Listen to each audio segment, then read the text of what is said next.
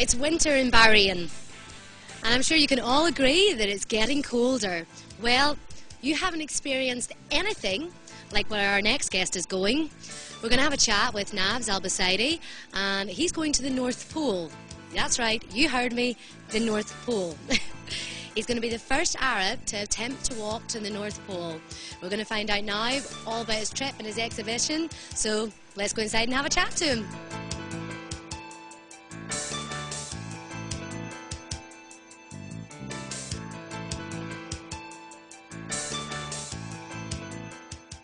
We're here with Nabs Al-Basaidi, and he's going to tell us a little bit about his trip to the North Pole. So, tell us, did you wake up one morning in the summer and decide it was just too hot here for you? When did you decide to start your walk to the North Pole? Well, it first started with a friend called Adnan Kassab, a Bahraini guy. And I saw him several times over the spring, and he was planning to go climb Everest. And I was toying with the idea of going to Everest with him. And I was talking to a friend who had walked to the North Pole 2 years ago. And whilst talking to him, I suddenly realised that although 2,500 people have been up Everest, only 200 people have ever been to the North Pole. Really? Only 200? And how many of those are Arabic? None.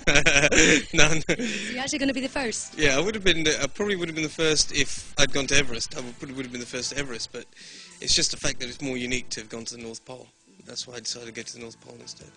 That's fascinating. Are you into doing exhibitions and treks? Is it something you've done your whole life? No. Not at all. In fact, this whole weekend I've just been in Wales practicing, and I think just about every 5 minutes I was going, what am I doing? It's so cold here, it's horrible, it's miserable, I hate camping, I hate the outdoors. So yeah. It's very strange then that you're deciding to go to the North Pole. But okay, so you mentioned there Wales. What other training have you done to get yourself prepared? It must be a lot. Yeah, nearly every day I'm doing something, either physiotherapy, acupuncture, massage, or swimming, or running, or walking upstairs, or training on this machine. Just something every day to try and get prepared. Are you going by yourself, or is there a team of you going? No, there's a team of us. There's about 15 people in the expedition that will be going up to the North Pole, and then there's another about 10 people who are in the base camp with medics and support staff. Well, tell us a little bit about your trek. When is it for starters? I'll leave Bahrain sort of end of March, and I'll spend 5 weeks in Canada or on the trek itself. So the trek is from where? From Canada to the North Pole? It's from the top of northwest Canada to the North Pole. Yeah. How long is that? How many kilometres is that? 550. 550 kilometres. Yeah. How long do you expect to do? How long does the exhibition take?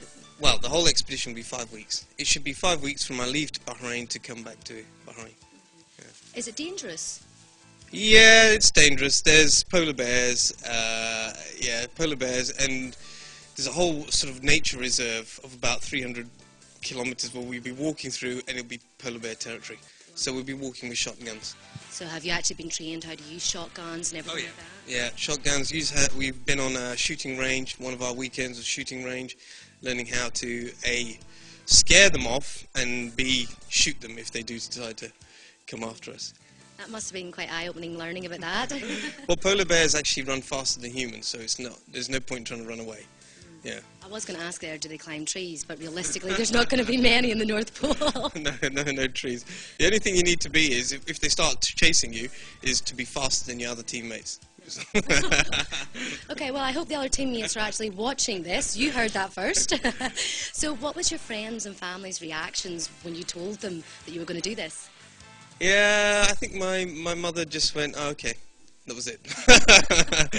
I don't know what my brother said. Very, I think, understated or not interested. They maybe thought it wasn't true. Yeah, exactly. Most of my friends have actually thought I was joking. So how long have you said you were training? How long have you been training for? Is it a year, 2 years? No, I've only been accepted onto the expedition since August. I think I had my last interview. And then I got accepted in around August. Oh, so you had to actually interview for it and be accepted? Yeah, I had psychological tests, fitness tests, a whole bunch of tests to make sure that I would have been, I was mentally capable and psychologically capable of getting to the North Pole, yeah. Any tests about polar bears? No. And what, have you any charities that you're sponsoring or that you're going to work towards during the trek? Yes, I'm getting corporations to sponsor me, and I'm using that money for disadvantaged children. Yeah. Well, it's really nice talking to you. Thank you for telling me. You're going to show me some working out soon. But tell me, if anybody wants any more information, how can they find out? Yeah, I've got a website, and on that website there's a lot more information on myself and on the expedition. Yeah. Right, well, from the team at Channel 55, we wish you the best of luck. And from Bahrain Weekend, we wish you the best of luck. Thank you very much. So, there you go. If you want to get some more information, you can log on to NABS's website. It's www.nabse.ws.